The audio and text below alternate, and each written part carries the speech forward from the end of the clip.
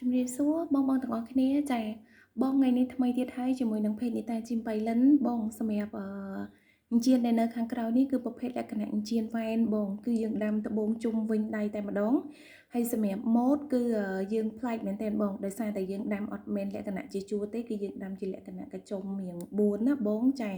អញ្ចឹងសម្រាប់បងដែលចង់បានជាមួយនឹងខ្នាតអញ្ជៀនលក្ខណៈយើងពាក់ជាចង្អុលដៃពាក់មេដៃលក្ខណៈខ្នាតធំអញ្ចឹងណាបងចា៎ ចឹងបងអាចស្រឡាញ់ពេញចិត្តបងអញ្ជើញចូលមើលបានព្រោះដោយសារតែសម្រាប់អីវ៉ាន់នេះគឺមាននៅក្នុងហាងស្រាប់សម្រាប់បងដែលអញ្ជើញមកដល់ហាងផ្ទាល់អាចអញ្ជើញមកមើលដល់ហាងបានណាហើយសម្រាប់បងដែលនៅខេត្តឬក៏បងដែលនៅក្រៅប្រទេសបងចង់បានជាមួយនឹងខ្នាតអញ្ជៀន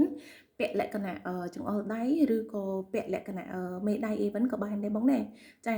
សម្រាប់ទំហំដៃគឺអាចធ្វើតម្រូវតាមលេខដៃបងអញ្ចឹងបើសិនជាបងធ្វើការកម្មងអាចឆាតចូលពេកបានណាហើយសម្រាប់អញ្ជៀននេះ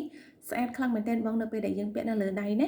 បងសម្រាប់ខ្នាតអញ្ជៀននេះគឺយើងពាក់លក្ខណៈវាធំចឹងណាបងហ្នឹងហើយពាក់នៅលើដៃឃើញស្អាតខ្លាំងមែនទែនហើយសម្រាប់ម៉ូដរបស់គេក៏ design បែបថ្មីដែរបងអញ្ចឹងសម្រាប់បងដែលស្រឡាញ់ពេញចិត្តជាមួយនឹងខ្នាតមួយនេះ